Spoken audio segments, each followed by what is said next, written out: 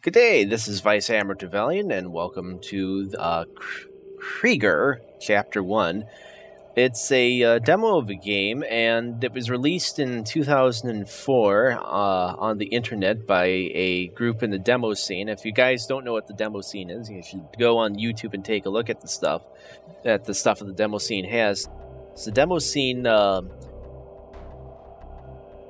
are basically a group of coders and artistically inclined people who get together and basically make media presentations that show a certain level of artistic competency and technical competency meshed into one thing. I know that's not the best way to describe them.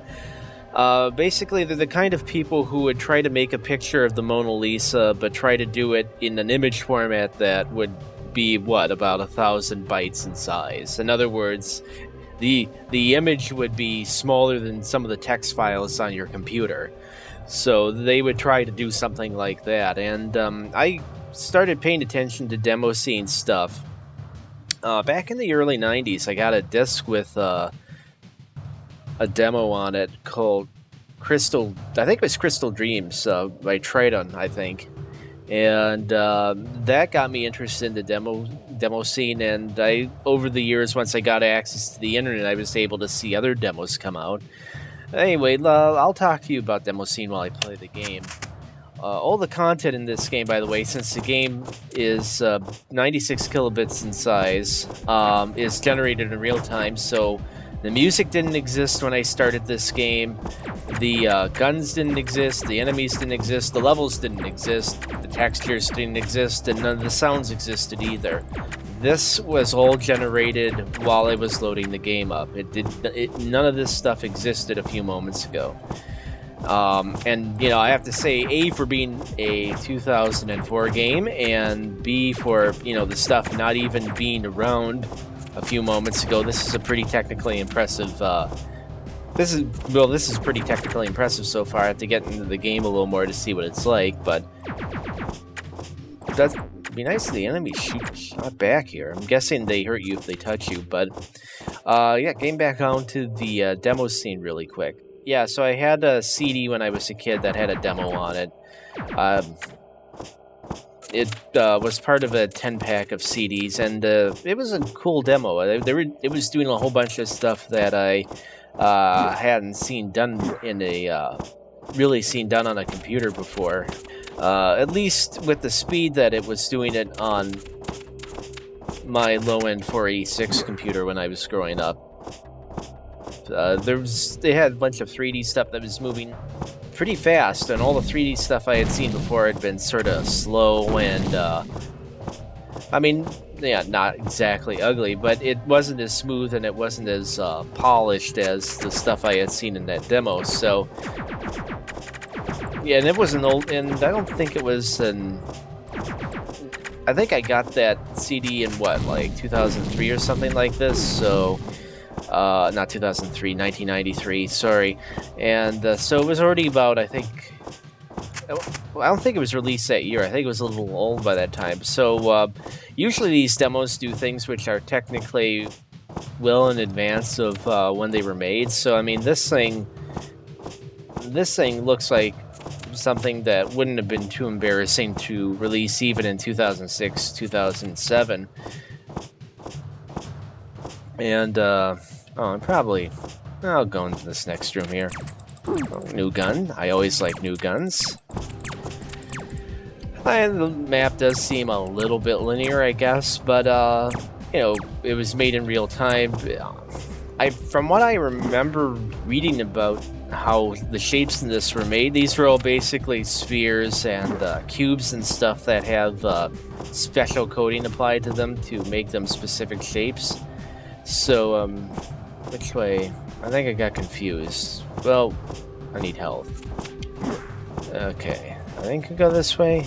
Yeah. Okay, nope, I don't... Nope. Okay, stop. Flying guy, die.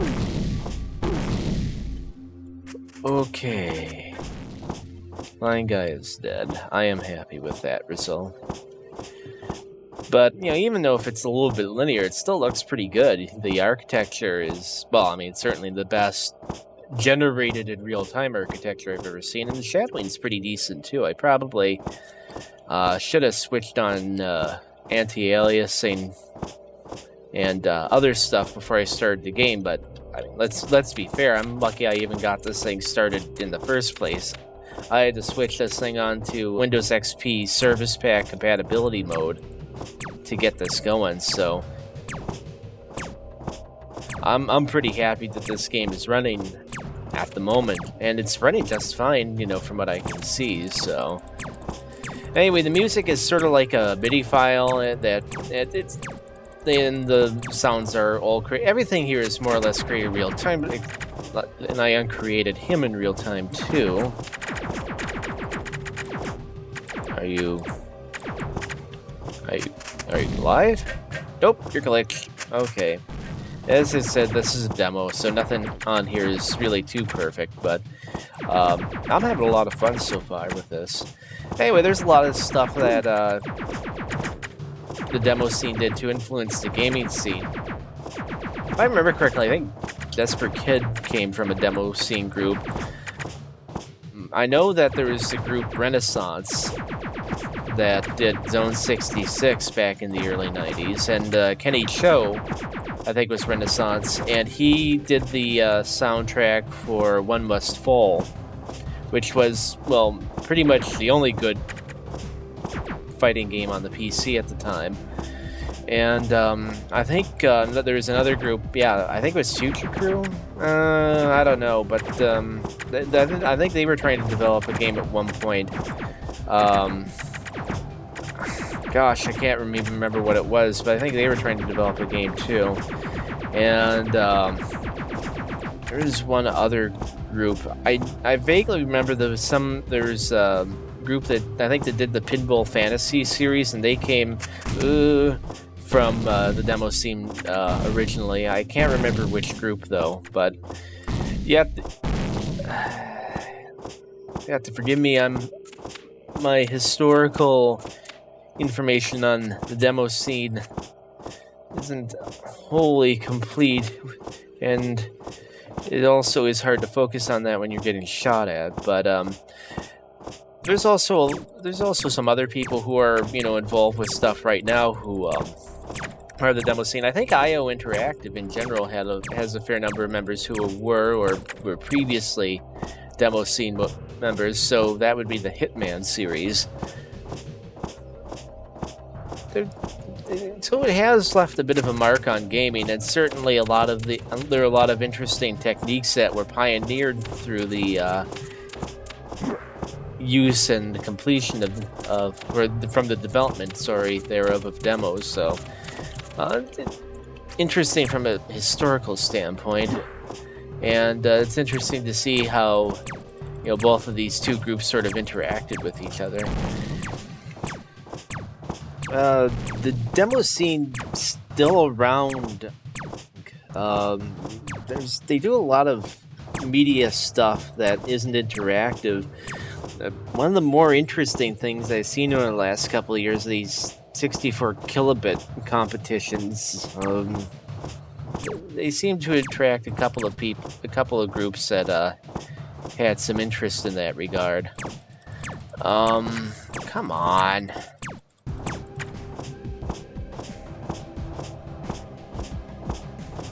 And let's go down here. There's a door. Is there anyone in here? No, it looks like this is the end of the level. I can't, unless there's a door down here. I mean, usually they don't have a big pit and have you say, this is either a boss or it's the end of the level, and it looks like it's the end of the level, so let's go down here. Jump off. So yeah, this was done A, 10 years ago, and B, the comparatively meager file size. I mean, well, I guess that's the end of the game, so. yeah, you know, despite the fact that it was less than 10 minutes long, I had a lot of fun playing it. You know, it's really too bad that this actually wasn't developed into a full game. I would have bought it, you know, back in the day. I mean, you know, for the right price, I'd buy it right now. But you know, there's a lot of games out there which are good that, you know, never get released.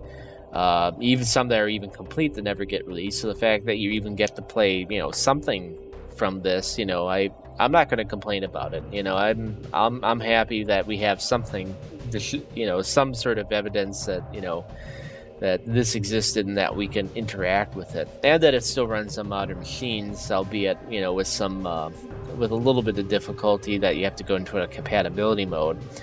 In any event, I guess I'm going to wrap up the video right now and talk to you guys later. I'm Vice Admiral Trevelyan, and have a good day.